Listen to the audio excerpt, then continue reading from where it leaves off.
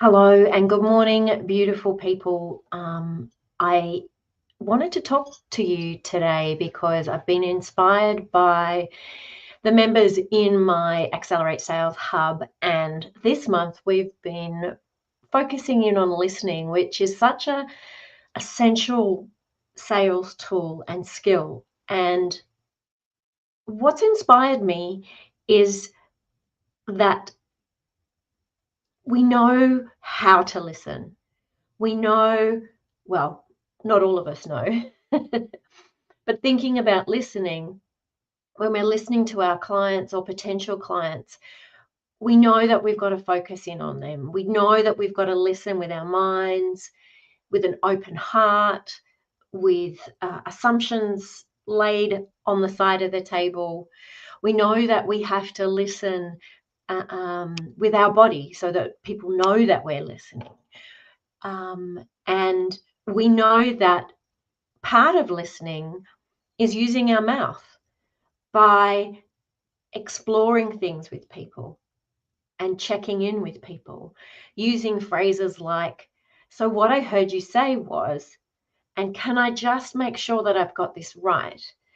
So that we're not taking an assumption in our head and making that their reality. So this is such an important tool in selling. And in my book, More Sales, Less Marketing, in the sales system that I've built and teach in that book, the first step of selling is listening. And here's why often people hate selling. Why? Because they think it starts with talking, because they've been talked at and sold at by people in the past, and they think, well, that's what selling is. And I have a term for that type of selling. I call it crocodile selling, because are there crocodiles still on Earth? Absolutely. But we are absolutely not in the age of the dinosaurs. And that type of selling is crocodile selling and does belong in the age of the dinosaurs, and their time is done. So the new form of selling is graceful and easy and honest, and has to start with listening, which is why we've been focusing in on this month. But as I've been working with the team, I really started to think about what are we actually listening for? And that inspired me to create a tool for the members inside my hub. And I'd love to share that, or just some insights on that with you. So if I bring that up here, there's two parts really to this tool. The first part is really thinking about you. In our business, we are absolutely allowed to focus in on the clients that we would love to work with. Not just enjoy, not just put up with, but actually love. And I really want you to think about that. Who do you love working with? What behaviors show you that this type of person is like that? What makes these clients fun? What gives you energy about them? So it's good to think about that positive, but also the shadow. What are these people not? What are the behaviors that are absolutely not okay from people inside your business, clients inside your business? And it's okay to say no to these people. Better than okay, it's an absolute must. Because if you allow people who don't fit with you, your culture, and your business inside your business, then do you know what happens? They eat away at the soul of your business. They draw you away from the kindness and goodness. They make your staff upset. They make you upset. And that just doesn't impact on you and your team and on that client.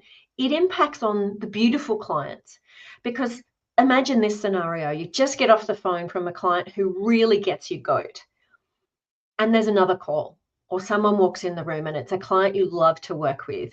Are you at your best? Are you presenting the beautiful person that you are to them? No, it's tinged. It's shaded by this experience that you've just had. So I implore you, if you've got people who suck the energy out of you and your business, now is the time to gracefully ask them to leave.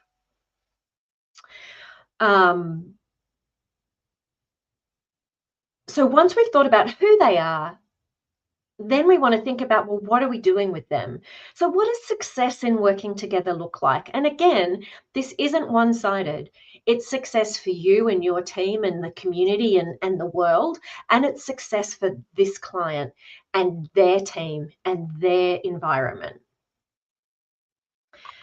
Who and what fills your cup? There are things that give us energy. I love working with my crew inside the Accelerate Sales Hub. They make me laugh. I love sharing ideas with them. And it really is just a fantastic area that I just can't tell you how much I love working with them. And so this is important. It's important to listen out for those cues and to set an intention that you will only work with clients that you love, and you will invest in them and they will invest in you.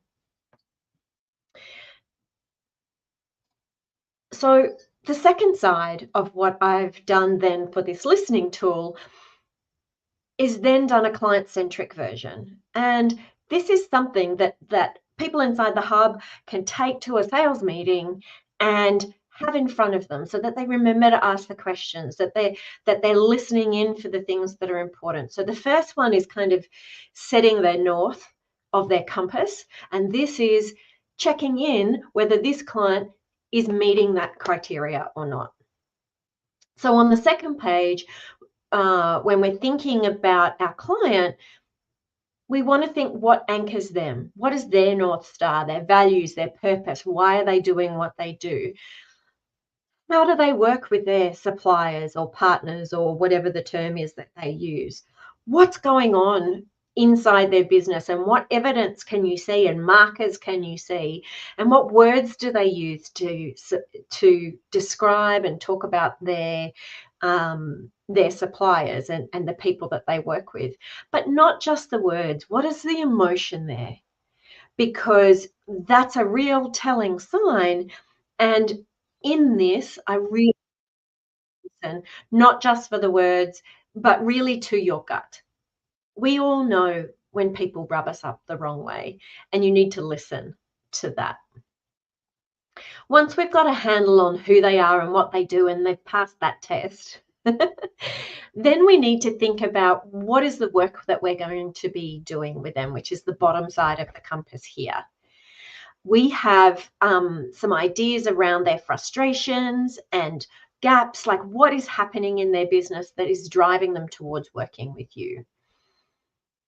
And also, on the flip side of that, where do they want to go? What are their dreams and aspirations? What sort of outcomes? What does success look like in you working together? And again, I just really encourage you that in this compass, the reason I developed the compass was to create balance, because balance is such an important thing in business.